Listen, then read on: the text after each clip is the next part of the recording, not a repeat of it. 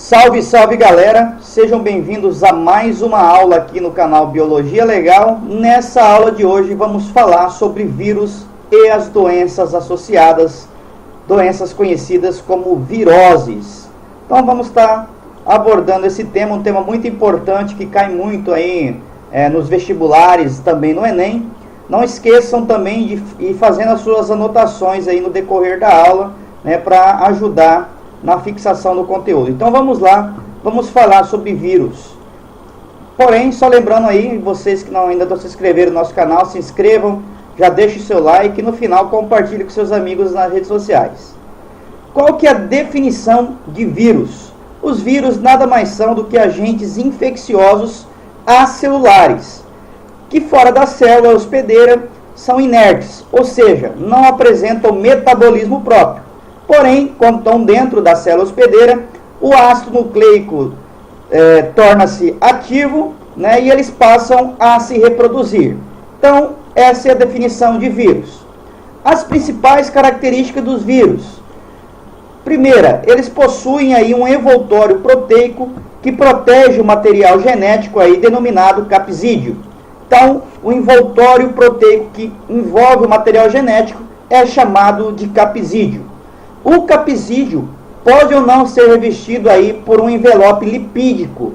Esse envelope, quando existente, ele é derivado aí da membrana celular da célula hospedeira. Os vírus possuem aí também um único tipo de ácido nucleico, DNA ou RNA, na sua grande maioria. Tem uma exceção aí, nessa regra aí dos ácidos nucleicos. Os citomegalovírus, eles possuem os dois materiais genéticos, possuem DNA e RNA. Porém, as demais espécies aí de vírus vão possuir ou DNA ou RNA como material genético. Então, lembrem-se sempre da exceção a essa regra.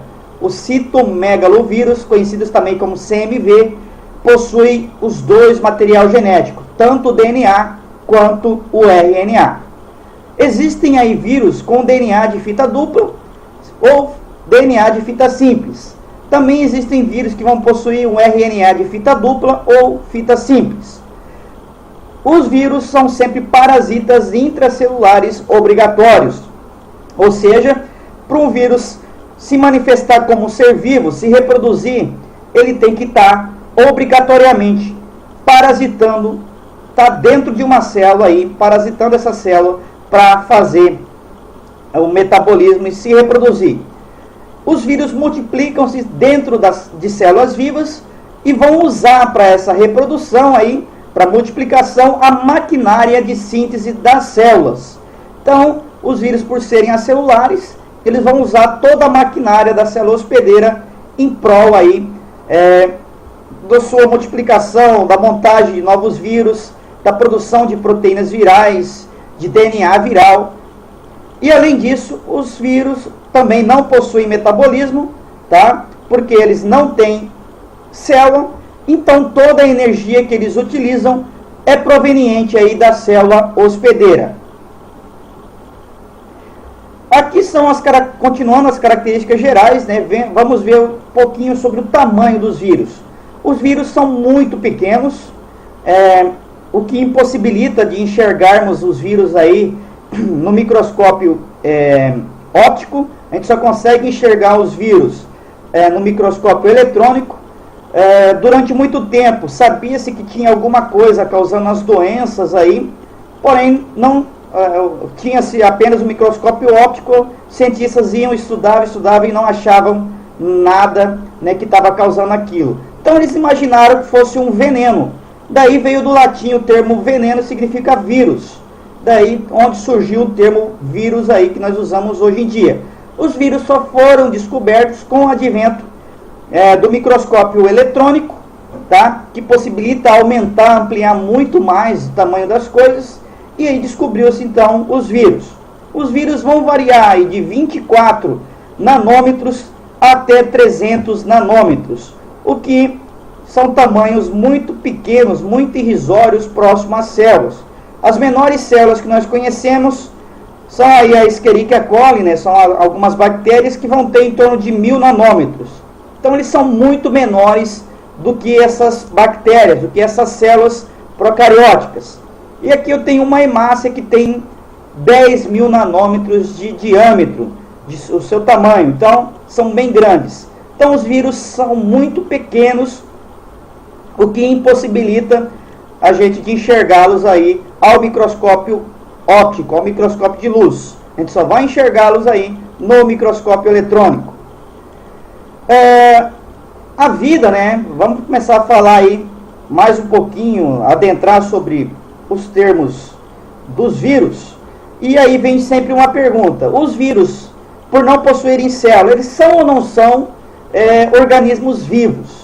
Para a gente falar sobre isso, antes eu quero definir o que é vida.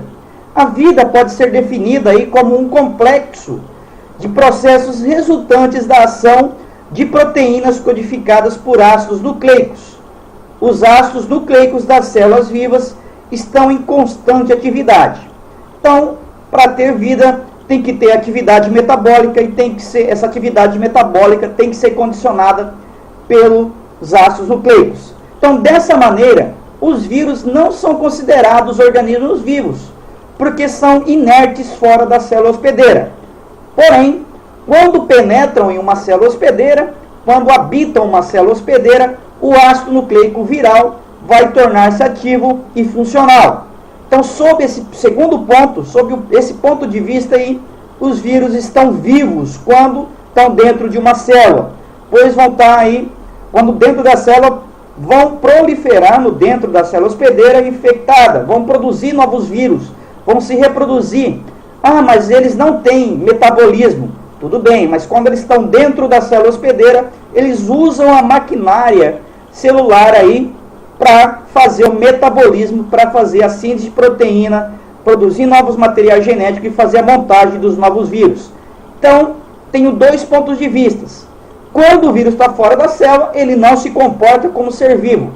Quando o vírus está dentro da célula, aí sim, quando o vírus está infectando uma célula hospedeira, ele se manifesta, ele se mostra como ser vivo, ele se reproduz, ele usa a maquinária celular para fazer a síntese de proteínas.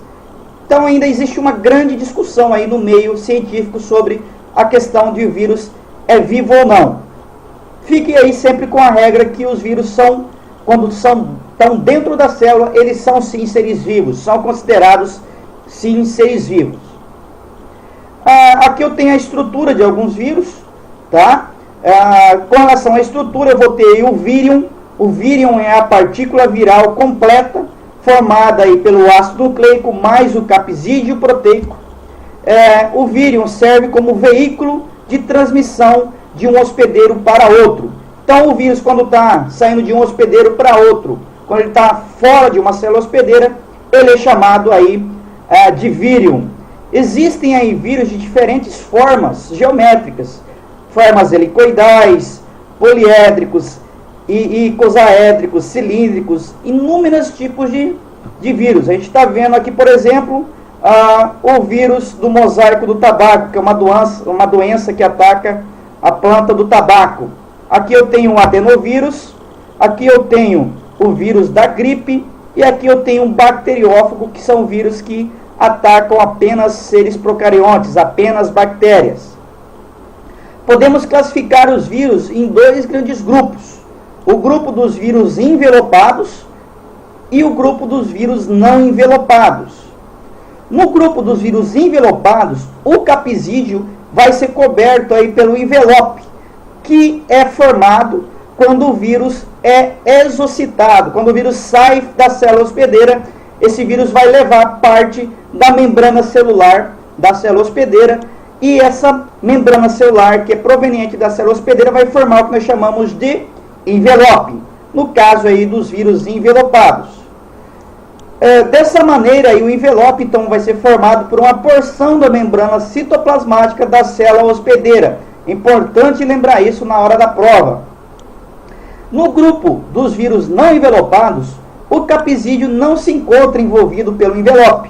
Dessa maneira, dizemos que o vírus é nu, ele é desprovido de envelope. Então aqui eu tenho o vírus da gripe, que é um exemplo aí de vírus envelopado, e aqui eu tenho os dois vírus, o vírus do mosaico do tabaco e o adenovírus, que são exemplos de vírus não envelopados. Assim como os bacteriófagos também são exemplos de vírus não envelopados. Quem são os hospedeiros dos vírus? Praticamente todos os organismos vivos podem ser infectados aí pelos vírus. Os vírus podem infectar células de animais, células de plantas, né, células vegetais, podem infectar fungos, bactérias e protozoários. Então eu vou ter vírus para todo tipo de ser vivo existente no planeta, que vão estar infectando. Vamos falar um pouquinho agora sobre a reprodução viral. Os vírus só se reproduzem no interior da célula hospedeira. O ácido nucleico dos vírus possui somente uma pequena parte dos genes necessários para a síntese de novos vírus. Então, o genoma viral é muito pequeno, muito restrito. As demais enzimas necessárias para a síntese de proteínas e síntese de ribossomos, como o RNA transportador, o RNA mensageiro e ATP, vão ser fornecidas aí pela maquinária da célula hospedeira. Portanto, os vírus, né, vão ser aí considerados acelulares e vão se manifestar como ser vivo, vão se reproduzir apenas dentro da célula. Para estudar a reprodução viral, nós vamos usar como exemplo aqui a reprodução do bacteriófago, que é um parasita intracelular de bactérias. Só ataca células bacterianas, células bem primitivas, simples, células procarióticas. Então, no caso do bacteriófago, os bacteriófagos possuem dois tipos de reprodução, tá? O primeiro ciclo dos bacteriófagos é chamado de ciclo lítico. O ciclo lítico vai terminar sempre com a lise, ou seja, com o rompimento da célula, que ocasiona a morte da célula hospedeira. E no ciclo lisogênico, a célula hospedeira vai estar permanecendo viva, se dividindo, se reproduzindo, passando de geração em geração aí o provírus, o material genético do vírus que vai estar acoplado no material genético da célula hospedeira. Então, no ciclo lítico tem a morte da célula. No ciclo lisogênico não tem a morte da célula. Então, o ciclo lítico começa com o vírion, né, que vai se aderir à célula hospedeira, aí no caso na parede da bactéria, e depois vai ocorrer o quê? Esse bacteriófago vai fazer o quê? Vai se acoplar e vai perfurar com parte das suas proteínas, perfurar a parede celular da bactéria e vai fazer o quê? Com essa perfuração, vai fazer injeção, vai injetar o material genético, o DNA. Então o vírus perfura a célula hospedeira, injeta o DNA dentro da bactéria. Com isso, o DNA vai e se acoplar ao DNA da célula, tá? E o DNA viral, né, vai determinar aí a síntese de componentes virais, produção de novos de proteínas virais, produção de novos DNA, no caso do bacteriófago, e por último ocorre aí a maturação, né, ou a montagem dos novos vírus. Os vírus vão ser montados e pelo final ocorre aí a liberação dos vírus, com a lise da célula, com a quebra da célula, né? Então a célula hospedeira rompe-se e os novos vírus vão ser liberados no ambiente, podendo então infectar novas células hospedeiras. Então aqui é assim que acontece o ciclo lítico. Ele vai ter basicamente 5 etapas aí, né? Desde a infecção até a montagem, a liberação desses novos vírus para o ambiente. Agora, no ciclo lisogênico, vai ocorrer primeiro o processo, né? O processo é semelhante ao ciclo lítico, né? O processo de infecção, porém o DNA do fago vai se inserir ao DNA bacteriano. O vírus é agora chamado de profago. Então o vírus, né? O bacteriófago injetou o material genético, esse material genético vem e se acopla, se mistura ao DNA bacteriano. Nesse momento que ocorreu já a mistura, ele é chamado de profago. Toda vez que a bactéria fosse replicar, fosse reproduzir, Seu cromossomo, o DNA do prófago, vai ser replicado também, né, juntamente com o DNA celular, permanecendo, porém, latente aí nas células filhas. Então, uma célula se reproduziu, se dividiu em duas células, ambas com genoma viral. No ciclo lisogênico, as células não morrem e os vírus, nesse caso, são chamados de temperados. Porém, né, o DNA viral pode ser removido aí do cromossomo bacteriano e iniciar aí o ciclo lítico, que vai terminar com a morte da célula. Então, no ciclo lítico, ocorre a infecção, a mistura do material genético, a formação de novos vírus e a lise e a quebra e a liberação. No caso do ciclo lisogênico, o processo é basicamente o mesmo aqui, né, no começo.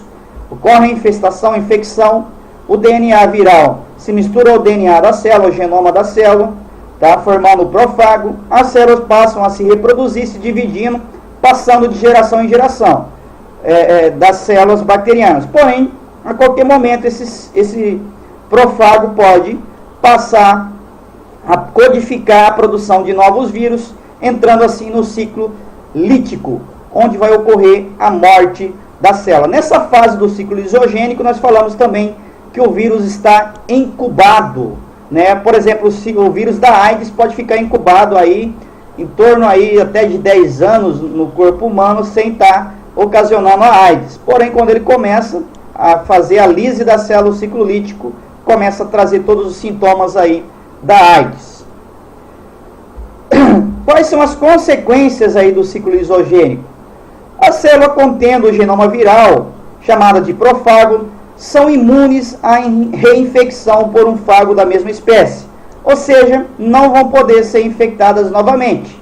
As células hospedeiras podem vir a apresentar novas características, como por exemplo, uma toxina produzida pela bactéria causadora do botulismo, aí da bactéria Clostridium botulinum, né, vai ser codificada aí por um gene de um prófago. E além disso, vai permitir aí a transdução bacteriana. Transdução é um tipo de reprodução sexuada em que as bactérias vão passar esse genoma para uma outra bactéria.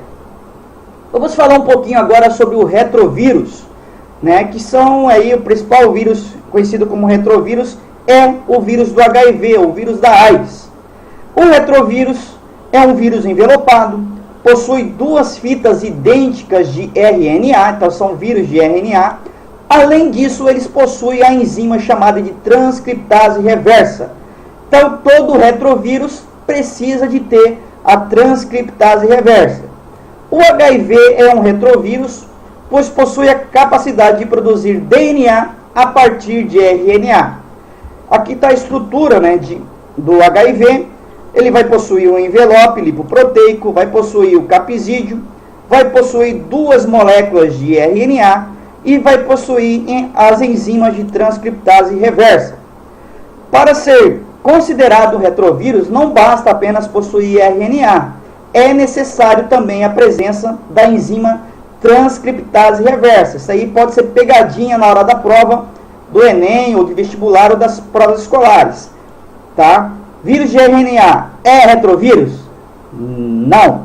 Para ser um retrovírus, ele tem que, além de possuir como material genético o RNA, ele tem que possuir a enzima transcriptase reversa. Aí sim seria um retrovírus. Se não, é apenas um vírus de RNA. Aqui é um ciclo, né, do retrovírus, do HIV.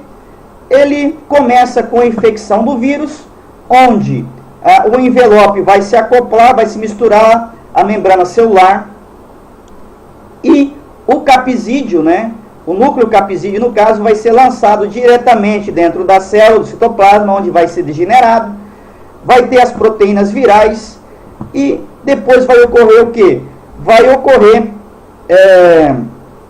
a migração desse material genético para o núcleo celular, o acoplamento desse material genético dentro do DNA celular e depois começa a ocorrer a produção de RNA viral, tá? E a produção das proteínas virais e a nova formação de novos vírus e o vírus vai acabar saindo, levando parte da membrana celular, que vai formar, né, o envelope. É assim que acontece então o ciclo do retrovírus do HIV.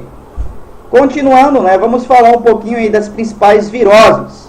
A herpes bucal é uma das viroses mais comuns.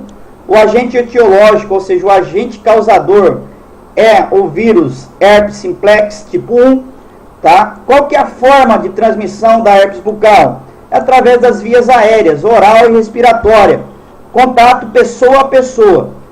Contato com objetos contaminados também, como copos, colheres, garfos, também pode transmitir, né, o vírus. Inclusive também através do próprio beijo, né? Se tiver alguma das pessoas estiver infectada, pode estar transmitindo. Os sintomas da herpes bucal é a formação aí de bolhas e feridas no tecido epitelial dos lábios. Vai estar acontecendo aí em cerca de 90% da população mundial. Então quase todo mundo aí possui a herpes bucal. A grande maioria das pessoas possuem o vírus, mas esses vírus não causam os sintomas. Então vai ser aí uma doença assintomática.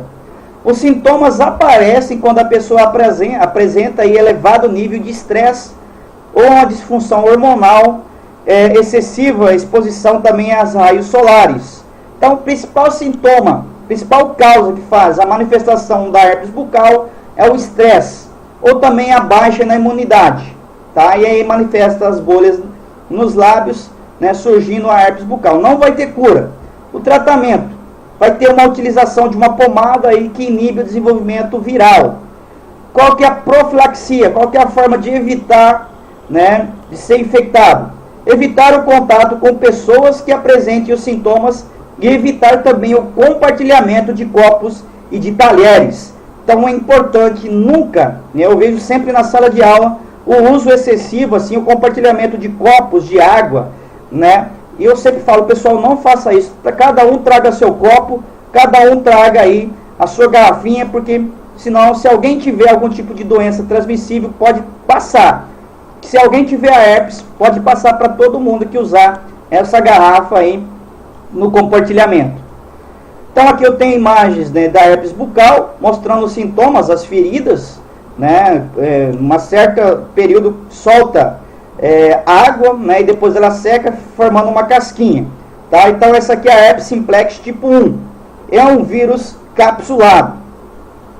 Herpes genital. O agente etiológico da herpes genital é a herpes simplex tipo 2. A forma de transmissão, no caso, é o contato sexual, através da relação sexual, né, sem preservativo. Os sintomas da herpes genital vai ser a formação de feridas aí na base do pênis e na região externa da vagina. Os ferimentos vão liberar um líquido viscoso contendo os vírus. No estágio mais avançado, né, o uso de camisinha vai ser pouco eficiente, porque vai ter aí esse corrimento desse líquido que acaba saindo da camisinha, né, infectando. Então os principais sintomas vão ser dor, coceira, ardor, dificuldade a urinar, né, em ambos os casos. A forma de tratamento também é a utilização de pomadas que inibem o desenvolvimento viral. E a profilaxia seria a abstinência sexual, quando os sintomas estiverem presentes, né? Se você vê seu parceiro, ou se você tiver aí com uma manifestação da herpes genital, com aquela ferida, né, saindo aquele líquido, então a melhor forma é a abstinência, não fazer sexo.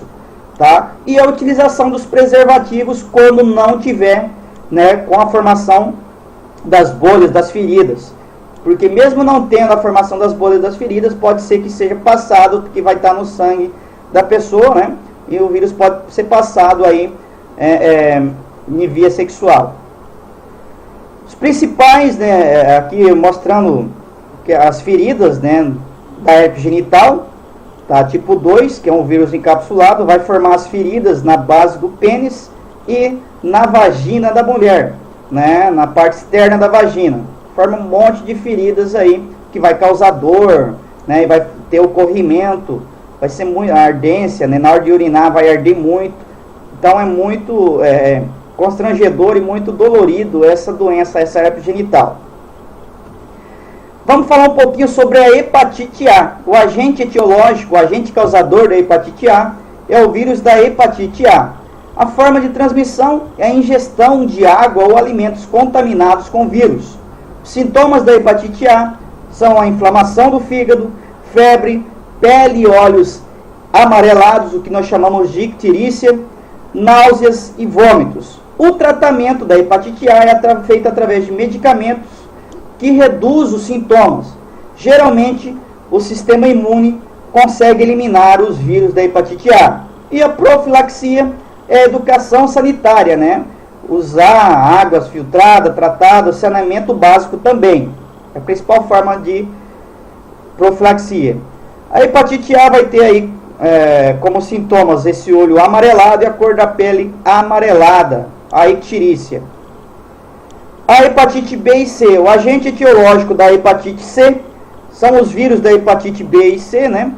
A forma de transmissão é contato com o sangue de pessoas contaminadas. Geralmente o contágio se dá por contato sexual, aí no caso da hepatite B e C. E também através do compartilhamento de seringas e transfusão de sangue.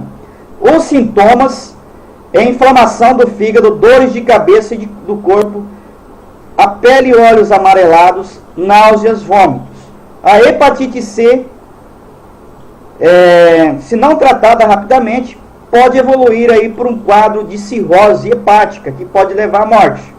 O tratamento é a utilização de medicamentos que inibem a ação viral. A profilaxia é a vacina, né, da hepatite B, medicamentos antivirais da hepatite C e o uso de preservativos nas relações sexuais, controle dos bancos de sangue e utilizar somente seringas descartáveis e não as compartilhar. No caso aí, né, das pessoas que usam aí, fazem uso de drogas injetáveis. As principais viroses, né, continuando aqui, hepatite B e C.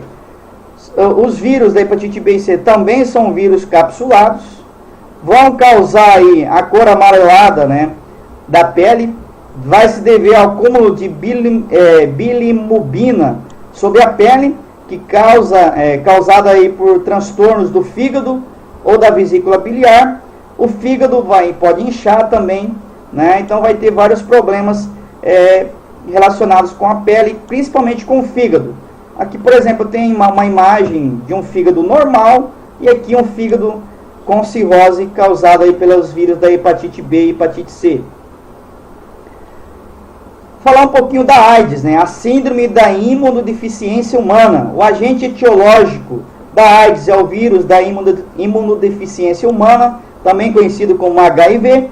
A forma de transmissão da AIDS é o contato com os líquidos corporais, como sangue, como esperma, secreção vaginal, leite materno, e acredita-se que o vírus possa atravessar também a placenta e infectar o feto em alguns casos.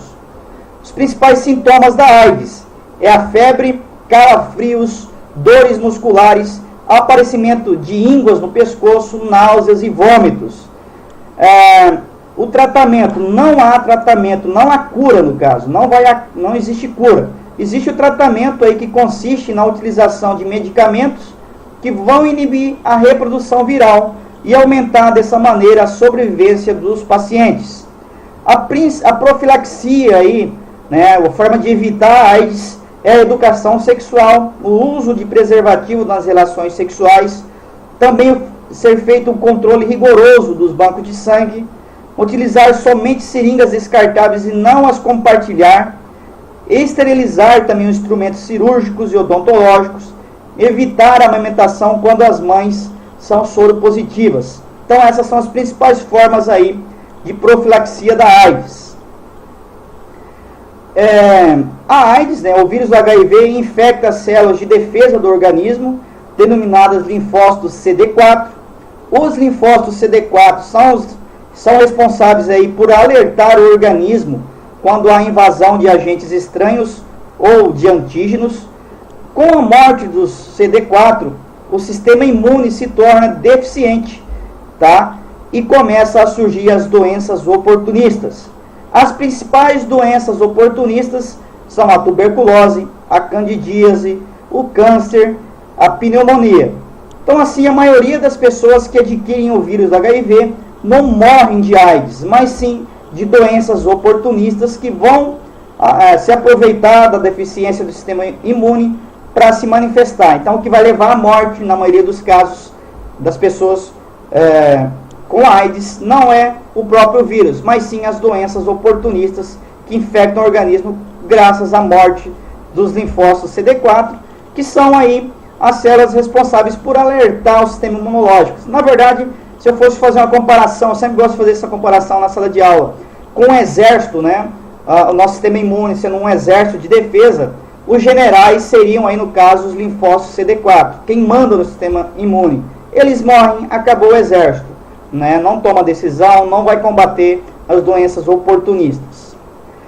Ao entrar no organismo, né, o vírus do HIV pode permanecer latente, ou seja, permanecer escondido aí nos cromossomos dos linfócitos CD4, na forma do que nós podemos chamar de provírus também, né? E dessa maneira não é detectado pelo sistema imune. O vírus do HIV podem permanecer inativos ou inertes aí por cerca de 10 anos no organismo e o paciente nesse período não manifesta nenhum sintoma.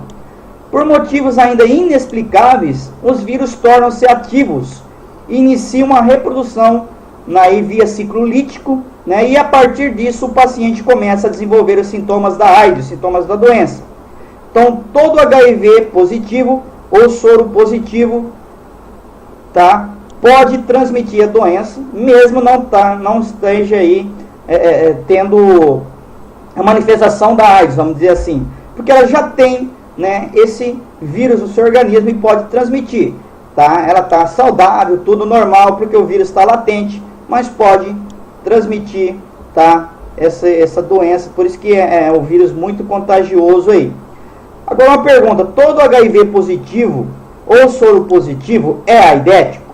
Olha, são chamados aí de aidéticos aqueles pacientes que já apresentam os sintomas da AIDS, a febre, calafrios, dores musculares, o aparecimento de ínguas no pescoço, náuseas e vômitos, e também sintomas de doenças oportunistas. Aí sim, nesse caso, a pessoa já pode ser considerada aidética, né? Esse termo hoje está em desuso, quase não usa-se, né, esse termo mais aí no meio científico, nem no meio médico, o termo aidético.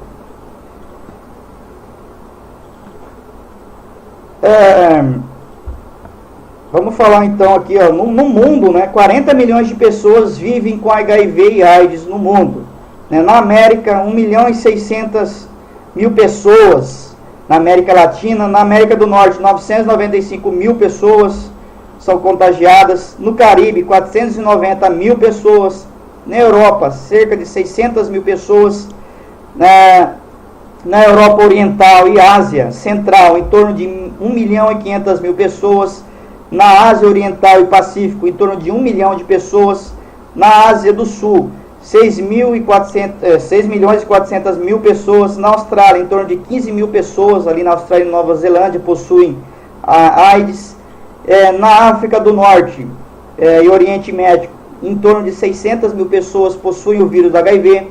Na África subsaariana, né, em torno de 26.800.000 pessoas possuem aí HIV. Então, a AIDS é mais comum aí nos países africanos, né, inclusive são países muito subdesenvolvidos. Então, quanto mais subdesenvolvido o país, geralmente mais casos de doenças a gente vai ter aí. Isso, por que tem mais casos de doenças? Porque a educação sanitária, a educação sexual evita, né, que as pessoas peguem essas doenças. Na grande maioria dos países subsaarianos, falta água, falta comida, imagine a educação, né, educação formal. Então tem uma grande dificuldade, né, na questão da profilaxia, então ocorre uma maior transmissão aí de pessoa para pessoa, que vai aumentar o número de doenças, né, de pessoas infectadas aí nesses países subdesenvolvidos. Os sintomas da AIDS, né, vão ser esses: a pessoa quando está aidética, esse aqui é o Cazuza, né, já na sua reta final da sua vida, né, ele morreu, um cantor famoso brasileiro, ele morreu com AIDS, né, ele era uma pessoa normal, acabou pegando, E aí surgiu todo quanto é tipo de doenças oportunistas, o que levou aí a sua degradação do seu organismo, ficou muito magro, aconteceu todos aqueles sintomas citados anteriormente, tá? Surgem as feridas, as lesões causadas aí formando alguns tipos de câncer, né? A magreza, a debilitação do organismo são alguns sintomas graves. Vamos falar um pouquinho agora do sarampo. O agente etiológico do sarampo é o vírus do sarampo. A forma de transmissão é através das vias aéreas, oral e respiratória, contato pessoa a pessoa, contato com objetos contaminados aí com os vírus. Os sintomas do sarampo é febre alta, tosse seca e o aparecimento de manchas vermelhas pelo corpo. Tratamento: não possui tratamento, geralmente o sistema imune consegue eliminar o vírus do sarampo. A principal profilaxia do caso do sarampo é a vacinação aí na infância com a vacina tríplice viral. Aqui alguns sintomas do sarampo, né? As manchas na pele, as feridas na pele, né? Coça demais, isso aqui, horrível. A catapora, também conhecida como varicela, o agente etiológico é a varicela zoster. Forma de transmissão é também feita através das vias aéreas, oral e respiratória. Ocorre também a transmissão, contato com pessoas que já estão contaminadas, contato com objetos contaminados com os vírus. Os sintomas da catapora são as lesões na pele que causam ardor e coceira, coça demais, arde demais, né? A pessoa para dormir quase não consegue dormir, se sentar ou deitar, porque tem feridas por toda a parte do corpo, geralmente. Em crianças, a catapora ou varicela pode acontecer em crianças, né? E em adultos é chamada de cobreiro, tá? Mas pode ser que surja também a catapora, que nem acontece nas crianças. Não possui um tratamento, geralmente, né? O sistema imune consegue eliminar o vírus aí em torno de 15 dias, o sistema imune consegue eliminar todos esses sintomas. A principal profilaxia é a vacinação aí na infância e evitar o contato com as pessoas contaminadas. Aqui, né, são figuras de pessoas também com catapora, essas manchinhas vermelhas esparramadas, uma varicela que coça demais, arde demais quando você vai banhar. Eu falo isso porque eu tive catapora há uns 2, 3 anos atrás. É horrível, tá? Você não consegue fazer nada, dá ferida até na palma dos pés, é horrível. Deitar dói, ficar em pé dói, ficar sentado dói, tomar banho dói. Então, o tratamento que o médico vai dar, você vai lá, eles te dão um atestado para você não entrar em contato. Se você trabalha, não entrar em contato, senão você transmite para todo mundo. E passa remédios para tirar essa dor, né? Para tirar a dor que dá, mas mesmo assim os remédios não conseguem resolver o problema, a gente sofre muito, né? Em torno aí a 10 a 15 dias. Vamos falar um pouquinho sobre a febre amarela, né? O agente etiológico é o vírus da febre amarela, o flavivírus, que é um vírus de RNA. Vou ter um agente vetor, um agente que transporta esse agente etiológico, que é o Aedes aegypti, em ambientes urbanos, e o hemagogos aí em ambientes silvestres, nas florestas. Os hospedeiros vão ser aí os vertebrados, como macacos e roedores em ambientes silvestres. E o homem, quando esse invade um ambiente silvestre sem vacinação, vai ser mordido pelo pernilongo aí, que vai transmitir esse agente etiológico. A febre amarela, né, urbana não é mais relatada no Brasil desde 1960, porém está tendo alguns casos aí em Minas Gerais aí, né, de febre amarela, sim. Então voltou a atacar novamente esse ano aqui em 2016, 2017. A transmissão da febre amarela ocorre através da picada do mosquito hemagogos, contaminado em regiões endêmicas, que no Brasil se referem às regiões norte e centro-oeste. Então eu tenho aqui o hemagogos e aí o Aedes aegypti, que quando eles morderem alguém, sugarem o sangue de alguém que tiver o vírus, ele for morder uma outra pessoa, né, picar uma outra pessoa para se alimentar, vai estar transmitindo, né, o vírus da febre amarela.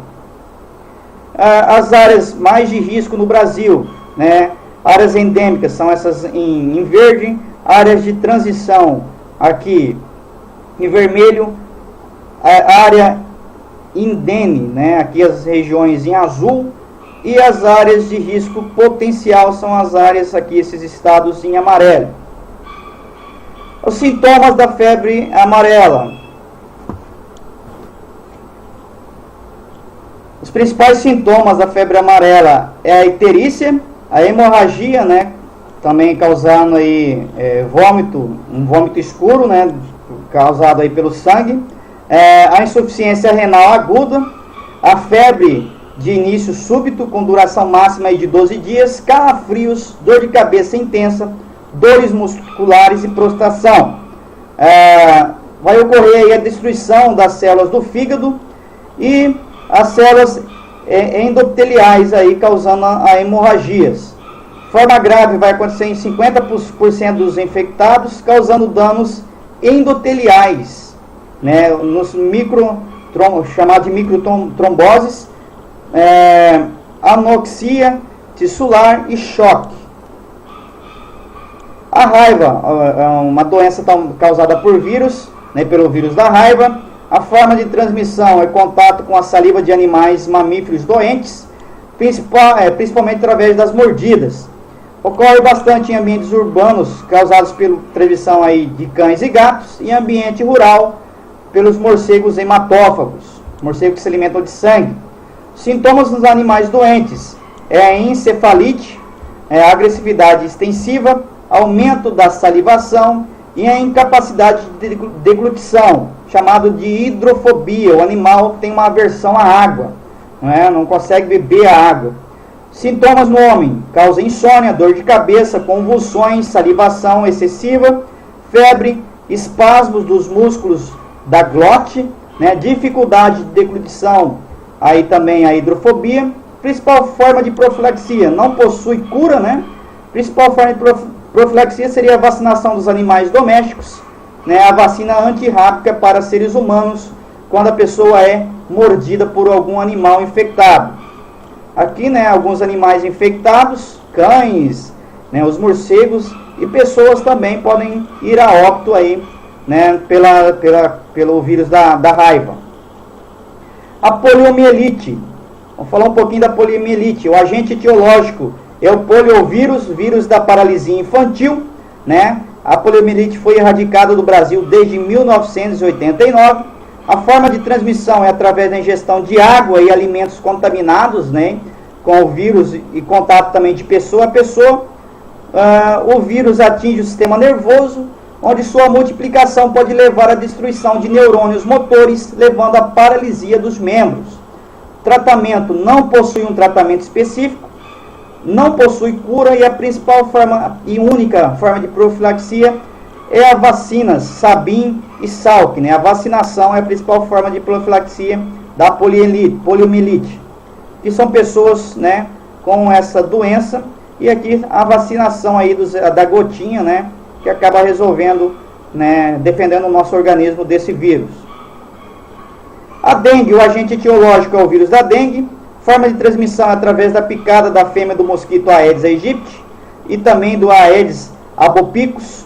Sintomas: dores lombares, tonteiras, desmaios e febre aguda. Na forma hemorrágica, além dos sintomas acima, vai ocorrer a alteração aí no sistema de coagulação sanguínea, onde pequenos vasos podem sangrar na pele e em órgãos internos, levando aí a hemorragias. O tratamento da dengue, né, consiste apenas na tentativa de remediar os sintomas. A aspirina é contraindicado por interferir aí na coagulação sanguínea. A profilaxia é a eliminação dos criadores do mosquito, né, eliminar esses objetos que acumulam a água parada, e a utilização de inseticidas e repelentes. Aqui são alguns casos, né, sintomas da dengue: febre alta, né, súbita, dor nos olhos, dor de cabeça, dor nas juntas, falta de apetite e manchas, né, avermelhadas pelo corpo. A cachumba é causada pelo agente etiológico, o vírus da parótida infecciosa. A forma de transmissão é através das vias aéreas, oral e respiratória, também através do contato pessoa a pessoa e contato com objetos contaminados com vírus. Sintomas: o aumento de glândulas da parótida salivares, raramente pode acontecer aí o sistema nervoso e nos testículos, né? Muita gente fala que a cachumba desce, né? A cachumba começa aqui e desce para os testículos. Não, a cachumba não vai descer em lugar nenhum, é que às vezes ela ataca, né, as gônadas masculino e feminino, tá? O tratamento não possui um tratamento, apenas a profilaxia, que é a vacinação aí, a tríplice viral, que vai combater aí, impedir que a gente adquira a cachumba. Aqui, né, a pessoa com cachumba, ocorre aí um inchaço aí das glândulas aqui no pescoço, tá? Isso não vai descer, tá, pessoal? Isso é um mito, né, que a cachumba desce, não vai estar descendo. A rubéola, o agente etiológico é o vírus da rubéola. A principal forma de transmissão também é através de vias aéreas oral e respiratória, contato pessoa a pessoa e também contato com objetos contaminados com o vírus. Os sintomas é o surgimento de manchas vermelhas na pele. O vírus da rubéola em mulheres grávidas é capaz de atravessar a barreira placentária e infectar o feto, causando a cegueira no feto, a surdez e também um retardo mental. Tratamento, tem um soro, né, que pode ser usado como tratamento, e a profilaxia, a vacinação também, a tríplice viral combate a rubéola, né? É feito o exame pré-natal em mulheres grávidas, vacinação de mulheres que estão no período fértil, mas que ainda não estão imunes ao vírus. Aqui, né, alguns sintomas das pessoas vão nascer, os bebês, né, vão nascer aí com cegueira ou com algum tipo de retardo mental. E a gripe, o agente etiológico é o vírus da influenza, tem inúmeros vírus da influenza, não são vírus altamente mutantes. A forma de transmissão é através de vias aéreas, oral e respiratória, contato pessoa a pessoa, contato com objetos contaminados com vírus, como também os copos, as garrafinhas d'água, né, escova de dente, tudo isso aí transmite de uma pessoa para outra. Sintomas da gripe, a febre, calafrios, dores de cabeça e musculares. Não existe um tratamento. Há medicamentos que aliviam os sintomas, então o tratamento é sintomático, né, vai combater os sintomas. E a profilaxia, evitar o contato com pessoas infectadas, evitar permanecer longos períodos em ambientes fechados e tomar a vacina da gripe. A gripe aviária, o agente etiológico é o vírus da influenza, o H5N1, né? A forma de transmissão é o contato direto com a secreção das aves infectadas pelo vírus através do ar, através da água, alimentos ou roupas contaminadas. Sintomas da gripe aviária: febre alta, dores musculares, dificuldades e problemas respiratórios. A maioria das aves morrem aí 24 horas após o contágio. O vírus atualmente só é transmitido de aves para seres humanos. O grande perigo, né, consiste em o vírus sofrer alguma mutação que permitam ser transmitido de humano para humano. Aí causaria uma pandemia mundial. Não existe um tratamento e a principal forma de profilaxia da gripe aviária é sacrificar todos os animais que possam estar infectados pelo vírus. Então na Ásia aconteceu muito a gripe aviária, todas as granjas lá sacrificaram todos os animais e queimaram. A gripe A, as formas de tratamento da gripe A são semelhantes a de qualquer outra gripe. A gripe A é a gripe suína, né? Como era reconhecida até 30 de abril de 2009, é causado pelo vírus H1N1, né, modificado, denominando A California 04/2009, né, que foi quando ele passou a infectar seres humanos. Esse resultante da união de material genético de cepas da gripe humana, aviária e suína. Extrapolou então a barreira de espécies e passou a atingir também os seres humanos, a gripe A. O HPV, o papilomavírus humano, o agente etiológico é o vírus do HPV. A forma de transmissão é contato sexual. Sintomas são a lesão precursoras aí do câncer de colo do útero, o aparecimento de verrugas na pele e principalmente nos órgãos genitais. O HPV pode permanecer durante anos em estado de latência no organismo. Suas manifestações podem aparecer ou reaparecer em qualquer momento da vida sem um motivo aparente. O tratamento é a retirada das lesões através de procedimentos cirúrgicos. E a profilaxia é o uso de preservativos nas relações sexuais, né, realização de exames periódicos, chamado de Papa Nicolau, e a detecção de lesões no útero. Aqui são, né, as verrugas ocasionadas pelo HPV, né, nos órgãos sexuais e aqui no colo do útero. Vou falar um pouquinho aqui de terapia gênica usando os vírus, né? Na maioria dos estudos a respeito da terapia gênica, um agente normal é inserido no genoma para substituir o gene anômalo, causador da doença. Então, uma molécula transportadora chamada vetor precisa ser usada para se enviar o gene terapêutico para as células-alvo do paciente. Atualmente, o vetor mais comum é um vírus, que foi geneticamente alterado para transportar DNA humano normal. Os vírus evoluíram de forma a encapsular e transportar seus genes para células humanas, causando doenças. Os cientistas tentam aproveitar essa capacidade e manipular o genoma viral aí, removendo os genes causadores de doenças e inserindo aí genes terapêuticos. Células-alvos, tais células como a célula do fígado ou células do pulmão do paciente, são infectadas com o vetor. O vetor, então, descarrega o seu material genético contendo o gene terapêutico humano na célula-alvo. A produção de proteínas funcionais pelos genes terapêuticos resultam aí nas células-alvos em um estado de normalidade, trazendo aí a normalidade da célula-alvo. Então é assim que acontece, né? A terapia gênica vai ser inserido um gene normal, tirado o gene que causa a doença, e esse vírus vai infectar a pessoa, mas em vez de causar a doença, vai levar um gene que vai produzir proteínas que inibem a doença ou que curam essa doença. Isso consiste a terapia gênica basicamente. Essa foi a nossa aula, né, sobre vírus. Espero que vocês tenham gostado. Um forte abraço e até a nossa próxima videoaula.